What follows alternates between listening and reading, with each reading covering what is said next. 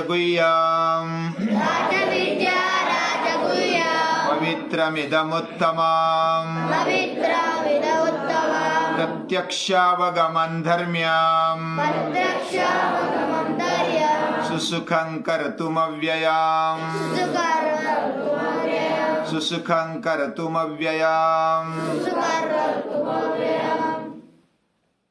हम पूजनीय दादाजी शिक्षा के बारे में, शिक्षण के बारे में क्या सोच रहे हैं, इसका अभ्यास कर रहे हैं, हमारे लिए कर रहे हैं।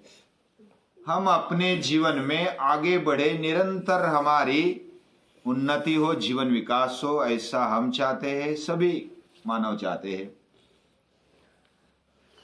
आज भौतिकता के जीवन में ऐसा माना जाता है कि भौतिक समृद्धि आ गई, इसका मतलब हमारा जीवन यशस्वी हो गया, उसमें कुछ कमजोरी नहीं रही।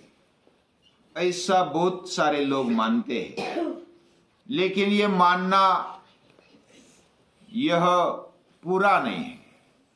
अंशतः भौतिकता की संपन्नता, समृद्धता हमारे जीवन में होनी चाहिए, ये सही बात है, उसमें कोई दो राय नहीं है।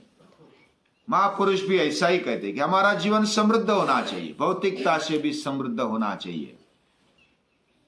हमारे पूर्वज जो भी राजे हुए, राजर्षि हुए, महर्षि हुए, वे भी अच्छे रहते थे, स्वच्छ, सुंदर, और बहुत ही बढ़िया जीवन उनका था भौतिक दृष्टि से भी देखा जाए तो।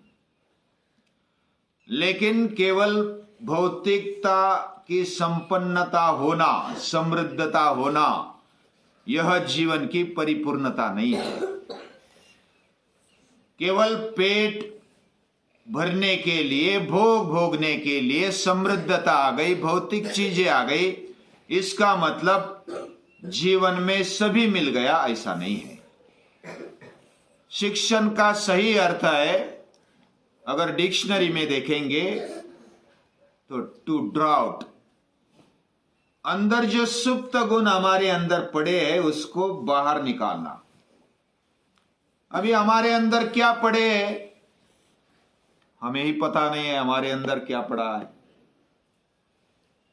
लेकिन जैसे जैसे हम प्रामाणिक रहेंगे, शुद्ध रहेंगे, वैसे वैसे हमारे अंदर की सुप्त शक्तियां जागृत होने लगेगी। हमें योग्य वातावरण मिलेगा, जैसे बीज को योग्य वातावरण मिल जाता है, जमीन मिल गई, पानी मिल गया, कुछ उष्णता भी है, और ऐसे परिस्थिति में बीज अंकुरता है। वैसे ही हमारे अंदर जो सुप्त गुण है, योग्य वातावरण मिलने पर तपश्चर्या से, यानी कि मेहनत भरे जीवन से, श्रद्धा से, और जब ध्येयनिष्ठ बनकर के हम आगे बढ़ते हैं तो ये सुप्त शक्तियां जागृत हो जाती है हमारे अंदर की, हर एक के अंदर की। मनुष्य जीवन कैसा है? बिना लेन देन के चलता नहीं है। कुछ देना है, कुछ लेना है, तभी जीवन चलता है। पूरी सृष्टि में ऐसा ही है। निसर्ग में पेड़ों को हम कुछ देते हैं, फिर वो वापस देते हैं। हम पानी देते हैं तो वो फूल, फल, छाया बहुत सारा दे देते हैं। जितना देते हैं उसके कई गुना वापस मिलता है। ये आदान प्रदान वाली सृष्टि है। सृष्टि में लेना देना, वह व्यवहार, उसके बिना चलेगा नहीं। हमें भूख लगती है, प्यास लगती है, हमें नींद आती है, हमें आधार चाहिए। ये सब मिलने के लिए लेन देन के बिना व्यवहार नहीं होता है। हम जी नहीं सकते। लेकिन जब हमें जीवन में आगे बढ़ना है तो जीवन में बुद्धि का और हृदय का भाव होना, बुद्धि का दृष्टिकोण और हृदय का भाव होना आवश्यक है। और इसी से हमारा जीवन आगे बढ़ेगा। कौन सा भाव होना चाहिए? सभी में भगवान बसा है। हर एक चीज में भगवान बसा हुआ है, वो रहता है। ये भावना लेकर के हम लेन देन करेंगे तो उसमें प्रामाणिकता बनी रहेगी। भगवान है, वो हमारा पिता है, इस दुनिया का कर्ता धर्ता है, वही इसका मालिक है, हम उसके पुत्र हैं। लेकिन हम सभी पुत्र हैं, एक दूसरे से संबंध जुड़ गया और भगवान ही सभी में बसा है। लेन देन करते वक्त भी यही भावना हमारे अंदर होनी चाहिए और इसी से जीवन विकास होगा। जीवन विकास में हमारा शरीर, हमारे इंद्रिय, पंच ज्ञानेन्द्रिय, पंच कर्मेंद्रिय, मन, बुद्धि, चित्त, अहंकार और पूरा जीवन विकास की ओर जाना चाहिए, सुदृढ़ बनना चाहिए, तीक्ष्ण सुतीक्ष्ण बनना चाहिए और सतत उत्तरोत्तर विकास की ओर जाना चाहिए। यही तो शिक्षण है। जैसे बाहर से हम सुंदर दिखने चाहिए, सशक्त होने चाहिए, वैसे अंदर से भी मजबूत होने चाहिए। बाह्य और आंतरिक विकास, यही सच्चा शिक्षण है। बाह्य जरूरतें कुछ होती है, आवश्यकताएं कुछ होती है, अंदरूनी कुछ आवश्यकताएं होती है। बाह्य आवश्यकता में हमें रोटी, कपड़ा और मकान चाहिए। हर एक आदमी को चाहिए। खाने के लिए रोटी चाहिए, पानी चाहिए पीने के लिए, पहनने के लिए कपड़े चाहिए, रहने के लिए घर चाहिए। यह मूलभूत आवश्यकताएं बाहर से लगती है और यादी करेंगे, लिस्ट करेंगे तो बहुत सारी होगी। जैसे बाहरी आवश्यकता है वैसी आंतरिक आवश्यकता भी है। हमें आधार चाहिए, हमें दूसरों की आवश्यकता है, हमें प्रेम की, भाव की आवश्यकता है, हमें सहकार्य की आवश्यकता है। हम खुद स्वावलंबी बने। पहले तो हम परावलंबी होते हैं बचपन में, धीरे धीरे स्वावलंबी बनते जाए, हम अपने पैरों पर खड़े हो जाए और जब पैरों पर खड़े होंगे तो परस्पर अवलंबन आ जाए, यानी कि एक दूसरे को सहायभूत हो। और यही भावना कब अच्छी तरह से आ जाएगी? जब सभी में भगवान बसा है, मुझमें भी है, सर्वस्य चामृति सन्निविष्टा, और दूसरों में भी है। इससे सही अर्थ में बाह्य परिवर्तन भी आएगा, आंतरिक परिवर्तन भी आएगा, और यही सच्चा शिक्षण है। ऐसे पूजनीय दादाजी बताते हैं। पूजनीय दादाजी ने शिक्षण के बारे में 5 रंग बताए। पंचरंगी विकास होना चाहिए हमारे जीवन का। पंचरंगी में कौन से पता है? सामाजिक है, आर्थिक है, राजकीय है, भावनिक है और आध्यात्मिक है। ये सभी पहलू हमारे अच्छे से होने चाहिए, सुदृढ़ होने चाहिए। सभी का विचार हमारे जीवन में होना चाहिए। केवल विचार न होकर के उसमें मजबूती आनी चाहिए। हम समाज में कैसा रहे, एक दूसरे के साथ कैसा व्यवहार करें, यह बात महत्वपूर्ण है। हम आर्थिक दृष्टि से मजबूत हो, भौतिकता से मजबूत हो, हमारा शरीर से लेकर के जो भी चीजें हम अपनाए जीवन में वो अच्छे से हो। भले थोड़ी चीजें हो लेकिन वो अच्छी हो, बहुत ही अच्छी हो, उत्तम। तीसरी बात, हम राजकीय दृष्टि से अच्छे बने रहे। इसका मतलब क्या है? हम हमारे मत को, योग्य मत को किसी के सामने रखने के लिए तैयार रहे। इलेक्शन में क्या होता है?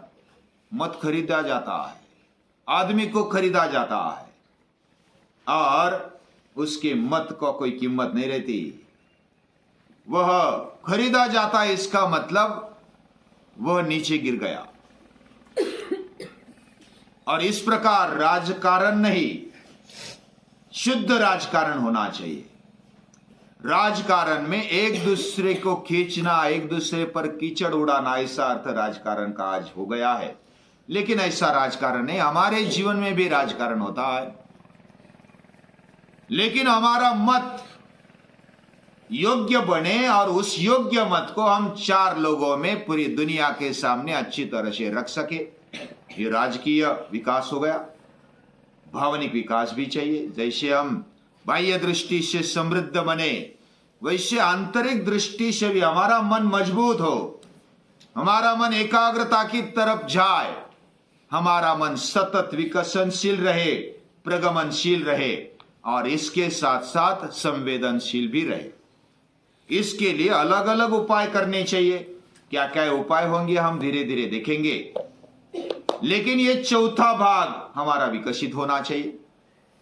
और 5वां भाग बताया, आध्यात्मिक रंग हमारा अच्छा होना चाहिए, आध्यात्मिक साइड हमारी उत्तम होनी चाहिए। और यह आध्यात्मिक आत्मनि अधीति अध्यात्म, खुद का अभ्यास, मैं कौन हूं इसका परिचय हमें अगर नहीं हुआ इस जीवन में, तो हम किसका परिचय कर रहे हैं? फिर हम खुद ही खुद को नहीं जानते तो किसको जानेंगे? दुनिया को जानना जरूरी है, लेकिन पहले खुद को जानो, दुनिया को भी जानो और दुनिया बनाने वाले को भी। ये पंचरंगी विकास हमारे जीवन में हो गया, मतलब शिक्षण हो गया। और ये निरंतर चल रहा है, जन्म से लेकर के, गर्भ से लेकर के मरते दम तक यह शिक्षण चलता है। लेकिन बचपन में इसकी दृष्टि हमें मिलनी चाहिए। और इस प्रकार यह शिक्षण व्यवस्था अगर विचार करेंगे तो लगेगा कि यह समाज का हृदय है। हृदय कैसा होना चाहिए? मजबूत होना चाहिए, वह निरंतर चलना चाहिए, वह भावपूर्ण होना चाहिए, वह प्रेम से भरा हुआ और उदार दृष्टिकोण रखने वाला होना चाहिए।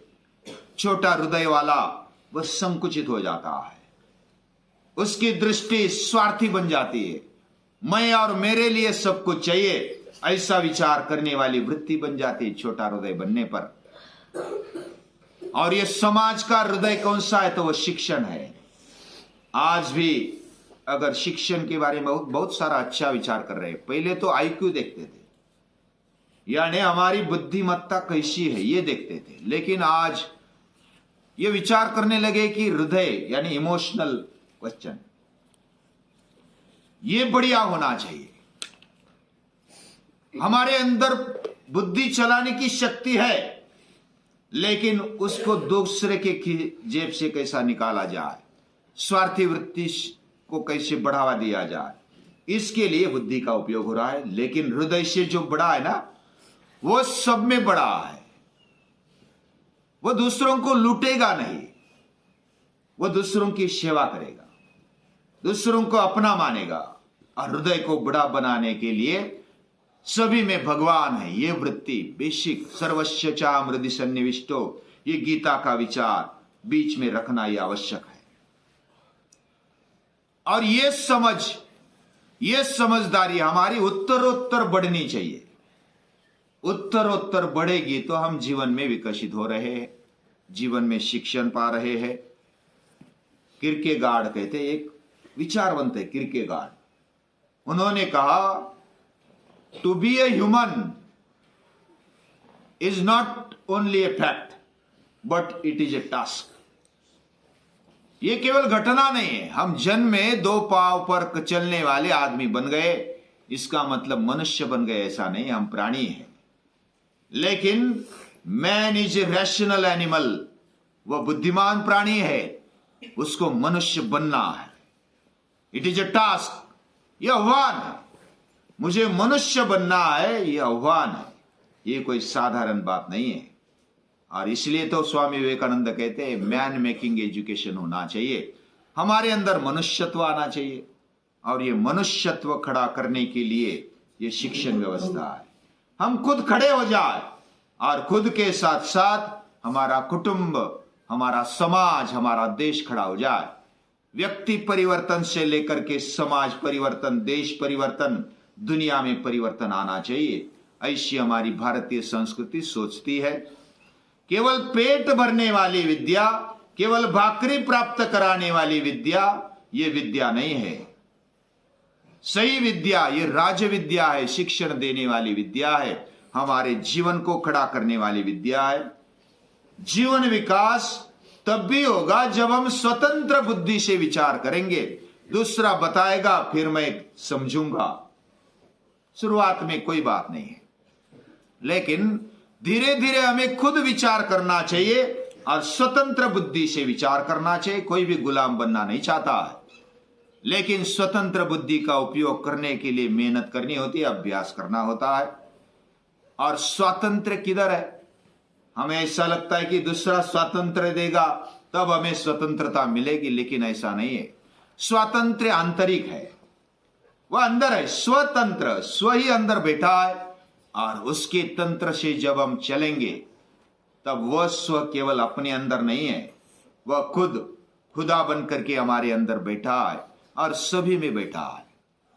उस स्वतंत्रता से जिम्मेदारी भी आ जाएगी।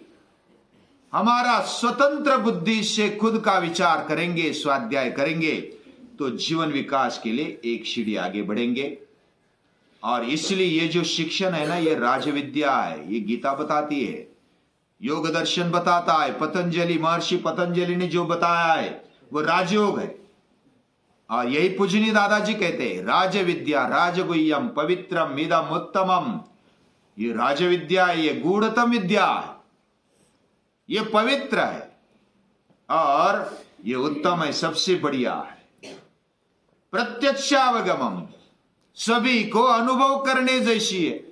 कोई भी अनुभव ले सकता है, लेकिन उसके लिए मेहनत की जरूरत है, तपश्चर्या की जरूरत है, श्रद्धा की जरूरत है, ब्रह्मचर्य व्रत पालन की जरूरत है। प्रत्यक्षावगमन धर्म्यम, ये धर्म के लिए अनुकूल ऐसी विद्या है। सुसुखम कर्तुम अव्ययम, ये सुख देने वाली और अव्यय हमें करने वाली, अमर करने वाली, कभी नष्ट न होने वाली ऐसी विद्या, राजविद्या, ये हमारे जीवन में आ जाए। एक एक पहलू हम देखेंगे डिटेल में, लेकिन एक प्राइमरी हम देख रहे हैं। आज के लिए इतना ही। सभी को नमस्कार।